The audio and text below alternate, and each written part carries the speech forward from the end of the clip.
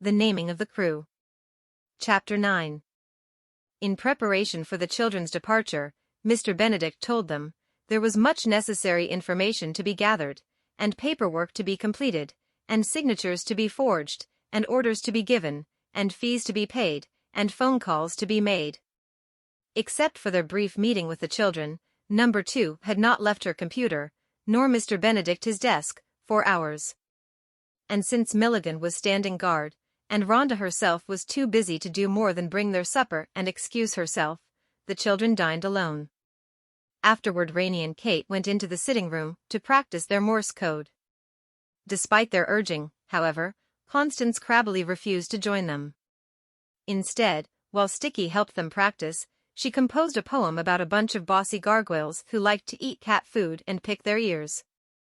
It was an unpleasant poem, and the gargoyles' names, not very cleverly disguised, were Katina, Leonardo, and Georgette. After reciting this to the others, Constance went straight to bed without brushing her teeth or saying good night. In truth, this came as a relief to the other children, who were already more than tired of Constance's ways, and who gathered in the boys' room to discuss this very concern. She had tried their patience all evening, indeed, ever since they'd met her, and the prospect of her joining them on a dangerous mission had them worried. "We simply can't do it," Kate said for the 10th time. She was hanging upside down from the top bunk to see if her hair would touch the floor, but her golden blonde locks came 3 inches shy, as she had suspected. "She's nothing but a burden. She's cranky, she's not especially bright as far as I can see, and she's probably the clumsiest kid I've ever met. She's always dropping things, and she walks like a landlubber on a ship. How are we supposed to succeed with someone like that on our team?" "Kate's right," said Sticky, looking up from a geology book. "Constance will only make things harder." "I feel the same way," Rainey admitted. "But doesn't it seem strange that Mr. Benedict would let her join us if she wasn't important?" "He may be a genius, but even geniuses make mistakes," said Kate, whose face had gone red as a tomato. She dropped backward off the bunk, flipping in the air to land on her feet, and casually pulled her hair back into a ponytail. "Maybe he feels sorry for her." "Maybe he does," Rainey said, "but surely he wouldn't let his feelings spoil the mission. He must have good reasons for including her." "There's only one way to find out," Kate said. "You have to go talk to him." "I do." "Why me?" "Because you're the only one who can do it. If Sticky goes, he'll just mumble and wipe his glasses. If I go, I'll end up complaining about her, as I've been doing for the last half hour. For instance, did you see the way she sneaked a bite of my pie at dinner? And it was the only dessert we had all day." "It's true," Sticky said, finishing his book and thumping it closed. "I'll get tongue-tied, and Kate will get steamed. It has to be you, Rainey." And so, a few minutes later, it was Rainey who knocked on the study door. "Come in, Rainey," said Mr. Benedict. As before, Rainey found him on the floor, this time with a half-eaten biscuit in one hand, a graph of some kind in the other, and biscuit crumbs on his green suit jacket. "I was just taking a late supper. Would you care for a biscuit? There's another on my desk, though I'm afraid it's cold. I was so intent upon my work I forgot to eat until now." "No, thank you," Rainey said.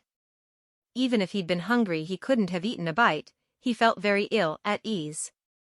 It didn't seem quite decent to complain about Constance, nor did he like the thought of expressing doubt in Mr. Benedict, whom he liked very much.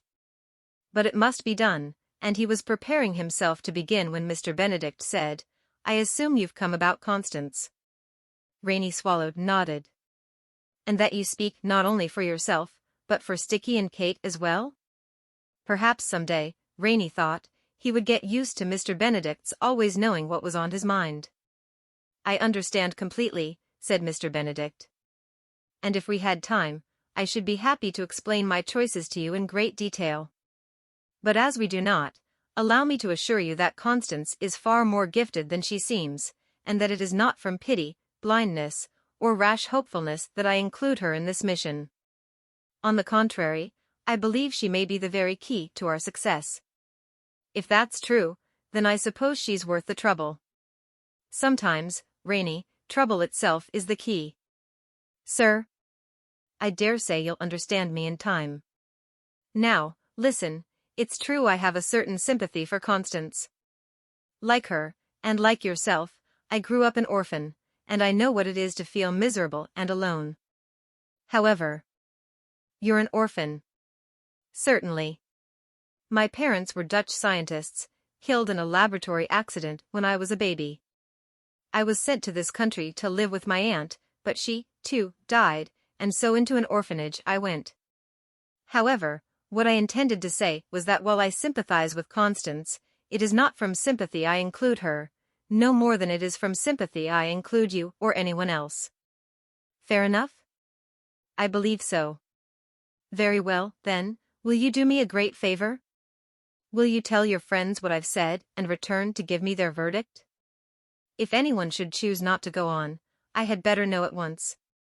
The sense of urgency was apparent in Mr. Benedict's tone, and Rainey lost no time hurrying back to relate his answer to Sticky and Kate, who sat cross-legged on the floor, thumb-wrestling to pass the time. They weren't happy about the news, but neither were they inclined to quit, so Rainey left them to their thumb-wrestling and hurried back to Mr. Benedict's study. He was about to knock on the door when he heard voices inside. He hesitated, not wanting to interrupt. I can't stand it. Mr. Benedict was saying. I can't stand putting them in danger. It goes against everything I believe in. I know, came the reply, and Rainey recognized the voice of number 2. I know, Mr. Benedict, we all feel that way. But if they don't go, then it's over, the curtain falls. You said so yourself. We have no choice. Now please calm yourself before. Mr. Benedict said something Rainey could not make out, but it was clearly an expression of anguish, or perhaps fury, and then number 2 was saying, oh dear. And with a mouthful of biscuit, too. Wake up, dear Benedict, there was a patting sound, wake up, or I fear you may choke. After a moment came a snorting noise, then a cough, and then Mr. Benedict said, ah. Was I very long gone? Only a moment, said number 2 gently. Good, good. Thank you for your commiserations, my friend, and now you'd best be off, back to your confounded computer. I'm sorry to work you so. I know as well as you that it must be done. Just let me water this violet, for the sake of my conscience, and then I'm off. Poor thing, it's on the edge of death. I know, I've neglected it shamefully, I've hardly had a moment. Thank you, number 2. Now go on and take that biscuit, no use protesting, I saw you staring at it, and if you pass our young hero in the hall, please tell him to walk straight in. Rainey's heart fluttered. Hero? Was Mr. Benedict referring to him? He's an extraordinary child, isn't he, said number 2, her speech somewhat hindered by a mouthful of biscuit. Indeed he is. They all are, which is why I so despise the thought, however, I won't go on and on. Mustn't drop off to sleep again, it will take us all night as it is. Shall we meet at midnight to see how things stand? Midnight it is. I'll tell Rhonda, said number 2, flinging open the door. Why, Rainey? Speak of the devil, Mr. Benedict, here he is. Go on in, child, I must rush off. Rainey stepped inside. Everybody chooses to continue, Mr. Benedict. We'll do our best to get along with Constance. I'm glad to hear it, and I have no doubt you will, Rainey, said Mr. Benedict, his eyes already returning to the graph in his hand. Thank you, indeed. Now you'd best get some sleep. Difficult day ahead of you tomorrow. Rainey hesitated. Sir, if I can't sleep, may I come back here? I promise I won't bother you. I'll be very quiet.